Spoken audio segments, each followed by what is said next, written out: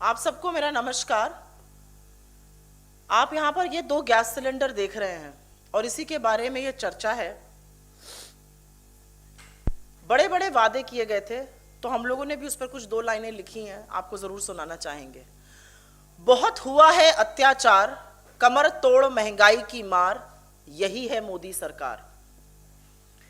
नरेंद्र मोदी जी की निर्मम, असंवेदनशील और अनैतिक सरकार ने किसानों के साथ तो अन्याय करने की ठान ही ली है और हर तरह का अन्याय, हर तरह की बर्बरता कर रहे हैं।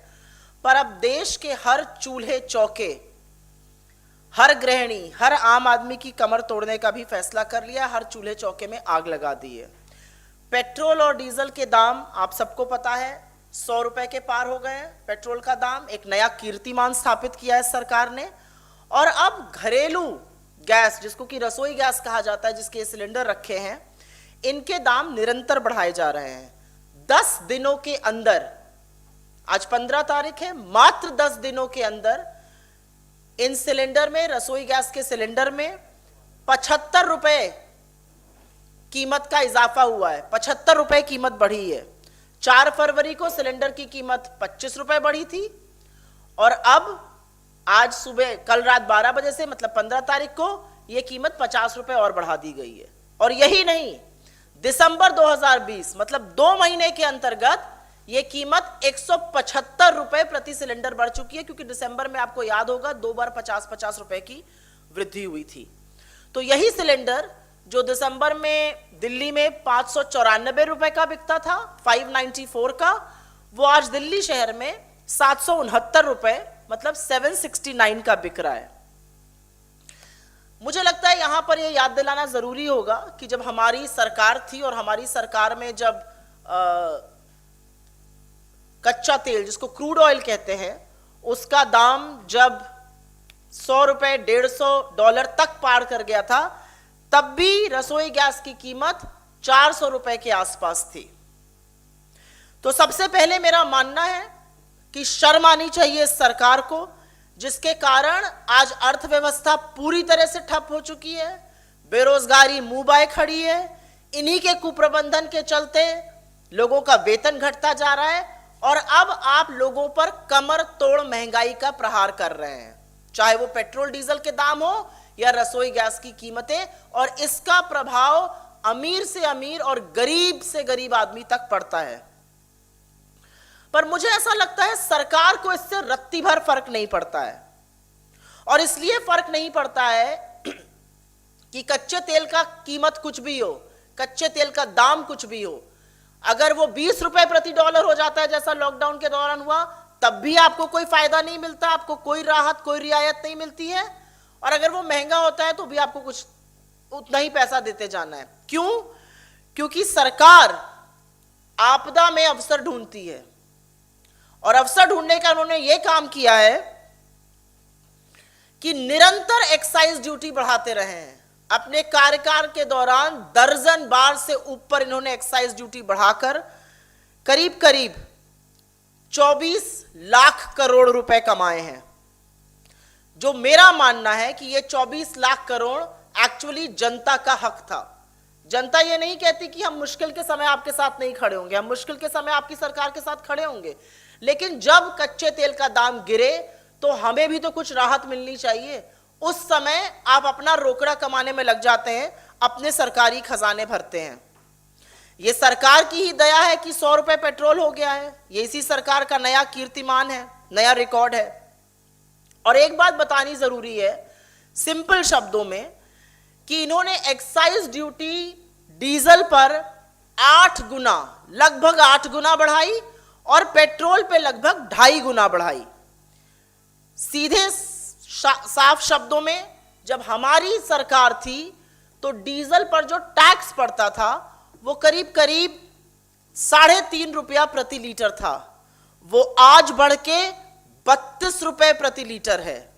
और पेट्रोल पर जो टैक्स करीब करीब 9 रुपए प्रति लीटर पड़ता था, वो आज बढ़ के 33 रुपए प्रति लीटर है। तो सबसे पहले अगर आप वाकई में लोगों का भला सोचना चाहते हैं 1 मिनट को भी, तो अपनी एक्साइज ड्यूटी को ही अगर आप कम कर दीजिए, अगर आप इसी को 33 रुपए और 32 रुपए को ही वापस ले लीजिए, तो बड़ी राहत मिल सकती है। एक और बात जिसके बारे में बहुत चर्चा नहीं हुई है और बजट में यह हुआ था, इन्होंने 4 रुपए का सेस डीजल पे और 2.5 रुपए का सेस पेट्रोल पे लगाया था और यह कहा गया था कि 2.5 रुपए का पेट्रोल पे 4 रुपए का डीजल पे लगाया गया था और यह कहा गया था कि इससे आम आदमी को फर्क नहीं पड़ेगा। लेकिन यह एक बहुत सिनिस्टर प्लॉट था। यह प्लॉट इसलिए था और मैं इसको कहती हूं कि यह षड्यंत्र इसलिए था क्योंकि यह सेस लगाया गया था, एक्साइज ड्यूटी स्ट्रक्चर को चेंज किया गया। तो एक्साइज ड्यूटी स्ट्रक्चर चेंज करने का क्या मतलब हुआ कि इसमें जो पैसा आएगा वो सिर्फ केंद्र सरकार रखेगी और ये 4 और 2.5 रुपए की बढ़ोतरी का राज्य सरकारों को एक नया पैसा नहीं मिलेगा। मुझे यह भी लगता है कि आज अगर गृहिणी, आम आदमी, बच्चियां, लड़के, लड़कियां कोई भी खड़े होकर सरकार के इस कुप्रबंधन पर सवाल उठाए तो सबसे पहले तो उसको एक तगमा दे दिया जाएगा कि आप देशद्रोही हैं, आप सरकार से सवाल पूछ रहे हैं। दूसरा, उसके ऊपर यूएपीए सेडिशन चार्ज लग जाएगा। अगर आज आप कहिएगा बाहर जाकर कि भाई पेट्रोल और डीजल के दामों में इतनी बढ़ोतरी हो गई और रसोई गैस में आपने आग लगा दी है, तो आपको आतंकवादी घोषित भी किया जा सकता है इस सरकार के कार्यकाल में। लेकिन सच तो यह है कि सरकार को अर्थव्यवस्था की रत्ती भर समझ नहीं है।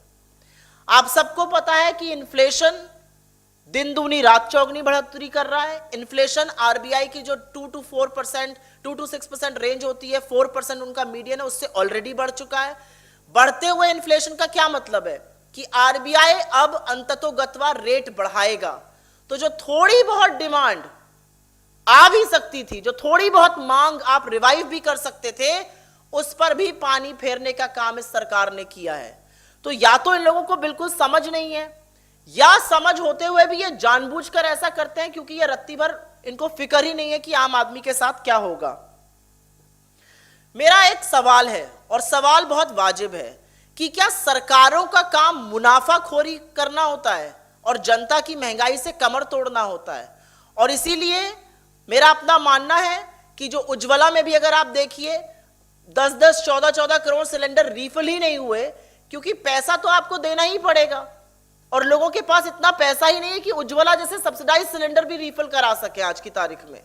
तो उसमें क्या हो रहा है कि लोग फिर से वही चूल्हा फूकने का और चूल्हा जलाने का काम कर रहे हैं। मुझे ऐसा लगता है कि कहीं ना कहीं अच्छे दिन का दंभ भरने वाले ये लोग आज अच्छे दिन का नाम लेने से कतराते हैं। और आप जानते हैं कि हमारी सरकार, चाहे वो राजस्थान में हो या कहीं और, हम लोग चुनाव का इंतजार नहीं करते। हमने टैक्स घटाए, जबकि हमारा राजस्व बहुत कम है इस समय, हमने फिर भी टैक्स घटाए। असम में जब चुनाव आता है तो टैक्स घटाया जाता है और अब आप देखिएगा कि जब तक चुनाव नहीं हो जाएगा असम में और बाकी राज्यों में, तब तक इस बढ़ोतरी पर रोक लगा दी जाएगी, जैसा हमने बिहार में देखा था। तो क्या चुनावों के चलते ही अब इस देश की अर्थव्यवस्था चलेगी? मुनाफाखोरी बंद होनी चाहिए। हमारी मांग है कि बढ़ी हुई कीमतों को वापस लेना जाए और हमारी मांग है कि जो एक्साइज ड्यूटी सरकार ने बढ़ाई है, जो मुनाफाखोरी सरकार कर रही है, जो आम जनता को प्रताड़ित करने का काम कर रही है, उसको तुरंत वापस करके जनमानस को राहत दी जाए। और मेरा एक और विनती कह लीजिए, हुंकार कह लीजिए, कुछ भी कह लीजिए, मैं एक सवाल डायरेक्टली सिर्फ प्रधानमंत्री जी से ही नहीं, उनकी उन महिला नेत्रियों से जरूर पूछना चाहती हूं जो सड़क पे उतर जाती थी गैस के सिलेंडर लेकर। आज 2 महीने में 175 रुपए सिलेंडर बढ़ गया है। तो क्या सत्ता का सुख इतना बड़ा है कि आम जनता की परेशानी वहां दिखाई नहीं देती? यह सवाल का जवाब आपकी अंतरात्मा देगी और आप सबको पता है मैं किसकी बात कर रही हूं। सच तो यह है कि ये सब चीजें उनको मैटर करती हैं, उनकी मोटी चमड़ी पर प्रभाव करती हैं जो संवेदनशील सरकारें होती हैं। जब सरकार असंवेदनशील और निर्ममता पर उतर आए और निठुर हो जाए तो उन पर इसका कोई फर्क नहीं पड़ता है। आज ये सच है कि ये लोग जो महंगाई की बातें करते थे, ये लोग जो सड़कों पर उतरते थे, उनकी आंखों पर ऐसा चश्मा पड़ गया है कि उनको गरीब आदमी की, उनको आम जनता की परेशानियां दिख ही नहीं रही हैं। आम जनता महंगाई से भी जूझ रही है और मंदी से भी जूझ रही है और इसका सारा श्रेय, इसकी सारी करनी मोदी सरकार की है। और मुझे ऐसा लगता है कि अगर अंतरात्मा अभी भी जीवित है, जो लोग प्रदर्शन करते थे, उनको जरूर इस पर कुछ ना कुछ तो बोलना चाहिए, चुप्पी तो तोड़िए। Any other questions on this? आपका सवाल का मैं जवाब देती हूं।